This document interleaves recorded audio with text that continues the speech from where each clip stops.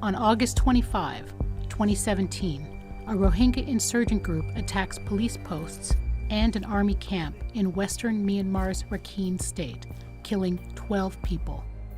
Myanmar security forces and Buddhist vigilantes respond with a campaign of violence against the Rohingya population at large.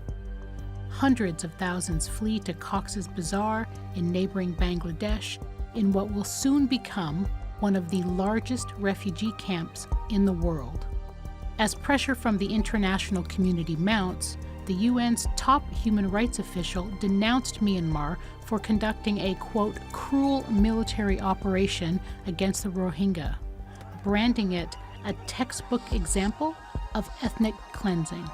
On September 18, Human Rights Watch called for targeted sanctions and an arms embargo against Myanmar's military in response to their offensive.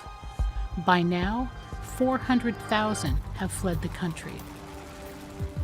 The next day, Myanmar's then state councillor Aung San Suu Kyi addressed the crisis for the first time, saying the strife between communities in Rakhine State had existed since the 19th century and that restoring trust and harmony would take time.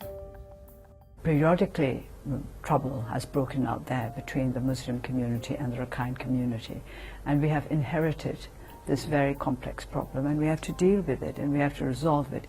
So obviously it's not something that we can do overnight, and it's not something that we can find simple answers to. A year later, in October of 2018, Myanmar officials visited Cox's Bazar in an effort to begin repatriating some of those who had fled. But those plans collapsed when the first group of 2,200 refused to go back after being denied full citizenship despite being born in Myanmar.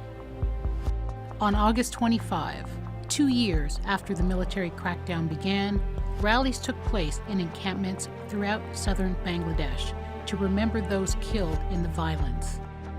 By now, more than 1 million Rohingya were living in what had become the world's largest refugee settlement. Despite the squalid conditions, the lack of citizenship as well as a fear of violence kept many from returning home. In December of 2019, Aung San Suu Kyi appeared before the International Court of Justice to answer charges brought by the Gambia accusing Myanmar of genocide. Months later, the ICJ ordered Myanmar to take, quote, urgent measures to protect its Muslim Rohingya population from persecution and atrocities, and preserve evidence of alleged crimes against them. In late 2020, as the coronavirus pandemic tore through Rohingya camps, Bangladesh's government began transferring thousands of refugees to Bazar, a remote island in the Bay of Bengal. That was despite aid groups deeming the conditions unlivable, as well as the serious risk of severe storms and floods engulfing the site. The UN announced 2020 as the deadliest year on record as people made the attempts to cross the Bay of Bengal and the Andaman Sea. In March 2021, a huge fire swept through a Rohingya camp in Bulukhali, destroying thousands of homes and killing at least 11 people, as well as displacing 45,000. 300 remain missing. And in August, at least 200 refugees have been arrested trying to escape the dire conditions on Bazar, described by refugees as a prison island.